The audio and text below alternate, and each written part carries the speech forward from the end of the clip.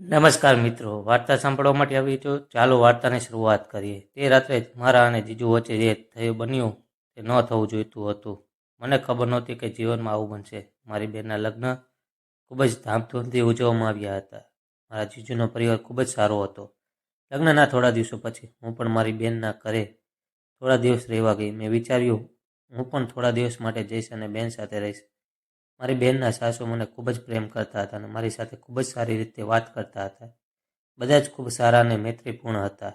બહેનના દેવર માનવ મારી ખૂબ જ કાળજી રાખતા હતા. ખરેખર અમારી ઉંમર સમાન હતી, તેથી અમારા વિચારો પણ સમાન હતા.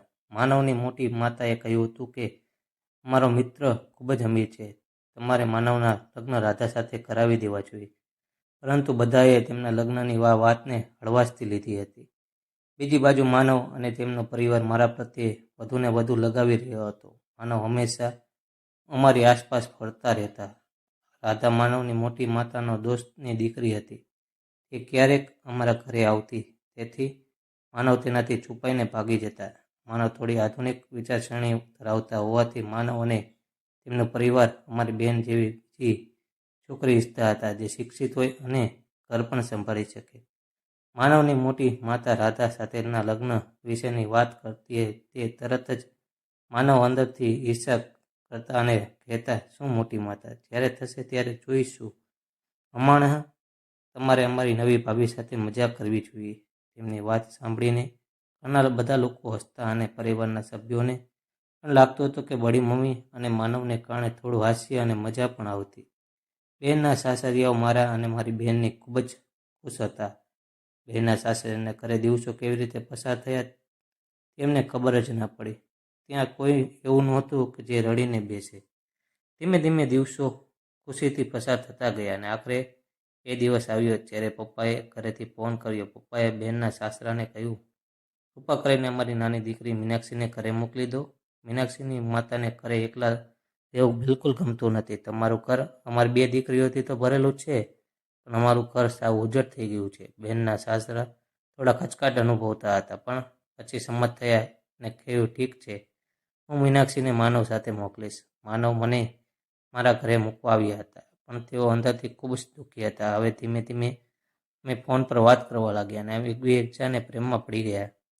અમારો પ્રેમ વધતો ગયો અને એક દિવસ અમારી બહેનને આ વાતની ખબર પડી. મારી બહેનને આ વાતનું ખરાબ લાગ્યું નહીં અને તેઓ ખુશ થયા. મેં કહ્યું, થોડા દિવસો પછી આપણે આપણા પરિવારના સભ્યોને સાથે લગ્ન વિશે વાત કરીશું. આ સાંભળીને હું અને માનવ ખૂબ જ ખુશ થયા. પછી બીજા દિવસે દીદીની તબિયત અચાનક બગડી ગઈ. જીજુ અને તેમના પરિવારના સભ્યો ઝડપથી દીદીને હોસ્પિટલ લઈ ગયા. અમે પણ ઝડપથી હોસ્પિટલ પહોંચી ગયા. ત્યાં પહોંચતાની સાથે જ મેં જોયું દીદીને અંદર દાખલ કરવામાં આવી હતી અને તેના સાસરિયાના ઘરના બધા લોકો રડી રહ્યા હતા. માનવને જોઈને મને પણ થોડી ખુશી થઈ, પણ તે સમયે પરિસ્થિતિ એવી હતી કે મને દીદી સિવાય કંઈ દેખાતું નહોતું. અચાનક ડૉક્ટર બહાર આવ્યા અને કહ્યું કે માફ કરશો, અમે દીદીને બચાવી શક્યા નહીં. તેના પેટમાં અલ્સર હતું, હવે જે ઝેર બની ગયું હતું, તેથી જ અમે તેને બચાવી શક્યા નહીં. આ સાંભળીને બધા લોકો ચોંકી ગયા. દીદી અંદર એકલી પડી હતી. તેને જોઈને એવું લાગતું હતું કે તે ગમે ત્યારે ઉઠી જશે, પણ હવે તે ફરી ક્યારેય ઉઠી શકશે નહીં. બધા રડી રહ્યા હતા અને ખૂબ જ પરેશાન થઈ રહ્યા હતા. તે સમયે જીજુને જોઈને મને ખૂબ જ દુઃખ થયું. હું સાવ શૂન્ય થઈ ગઈ હતી. કોઈને આશ્વાસન આપવાની પણ મારામાં હિંમત નહોતી અને અમને ખબર નહોતી કે દીદી સાથે અચાનક આવું થઈ જશે. ઘરે આવ્યા પછી દીદીના અંતિમ સંસ્કાર કરવામાં આવ્યા અને તેમના પ્રાર્થના માટે પણ કરવામાં આવી હતી. ધીમે ધીમે બધા લોકો તેમના વિના જીવવાનું શીખી રહ્યા હતા, પરંતુ જીજુની હાલત કોઈ જોઈ શકતું નહોતું. માનવ અને મારા વચ્ચે પ્રેમ ખીલે તે પહેલાં જ દીદીને કોઈને કહ્યા વિના ચાલી ગઈ. મારા પિતાએ દીદાના સાસરાને કહ્યું, હવે હું મારા જમાઈની હાલત જોઈ શકતો નથી. મને લાગે છે કે મારે મારી નાની બેન દીકરીની મીનાક્ષીના લગ્ન મારા જમાઈ સાથે કરાવી દેવા જોઈએ. આ સાંભળીને બધા આ વાત માટે સંમત થયા, પણ હું અને માનવ ત્યાંથી ભાગી ગયા અને અમારા રૂમમાં ગયા અને અમારા પરિવારના સભ્યોને યાદ કરીને અમે ખૂબ જ રડ્યા. ફરજ સામે અમે બંને લાચાર હતા. મારા જીજાજી સાથે મારા લગ્ન થયા. હું કે માનવ કહી શક્યા નહીં. અમારી સાથે જે કંઈ થઈ રહ્યું હતું તે બધું જ થયું. તેઓએ થવા દેવા હતા. લગ્નની પહેલી રાતે જ્યારે જીજુ મારા રૂમમાં આવ્યા ત્યારે હું ડરી ગઈ. હું શું કરી શકું, પણ કદાચ પરિવારના કારણે જીજાજીએ લગ્ન કરી લીધા હતા, પણ તે ક્યારેય દીદીને મનનું સ્થાન આપવા માંગતા નહોતા. તેણે પલંગ પરથી પોતાનું ઓશિંગ ઉપાડ્યું અને બાલ્કનીમાં સૂઈ ગયા. દિવસો આમ જ પસાર થતા ગયા. થોડા દિવસો પછી જીજુ પોતાની ડાયરી લઈને બાલ્કનીમાં ગયા. તેમાં મારી બહેનની યાદો પણ હતી. તેણે વિચાર્યું કે ડાયરી વાંચીને હું મારી બહેનની યાદો તાજા કરીશ.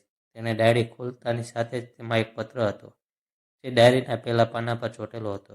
તેણે વિચાર્યું, આ શું છે? મને ખોલીને જોવા દો.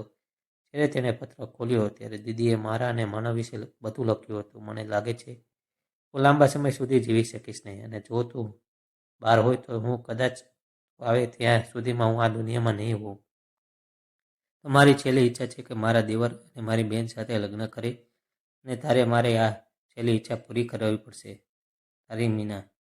પુત્ર વાંચ્યા પછી જ જીજુની આંખોમાં આંસુ વહેવા લાગ્યા, અને તે તરત જ માનવને ઇશારો કરીને મારા રૂમમાં લઈ અને અમને બંનેને બધું કહેવા લાગ્યો. તમે બંનેએ મને એકવાર પણ કેમ ન કહ્યું? તમે બંને એકબીજાને પ્રેમ કર્યો. તે સમયે હું અને માનવ રડી ગયા હતા. મેં કંઈ જ બોલી શક્યા નહીં. બીજે દિવસે મારા જીજાજીએ આખા પરિવારને આ વાત જણાવ્યા પછી મને છૂટાછેડા આપી દીધા અને પંડિત પાસેથી તારીખ મંગાવીને અમારા લગ્ન કરાવી દીધા. આજે મારા જીજાજી અને અમે સાથે જઈને ખૂબ જ ખુશ છીએ. બંનેના સાસરિયા એ મારા સાસરિયા પણ બની ગયા હતા. પહેલાં જેવું નથી, પણ અમુક હદ સુધી અમારો પરિવાર ખૂબ જ ખુશ થવા લાગ્યો છે. મિત્રો, આ વાર્તા એક સત્ય ઘટના છે. મિત્રો, વાર્તા પસંદ આવી હોય તો ચેનલને સબસ્ક્રાઈબ કરીને જાજો ને. ધન્યવાદ.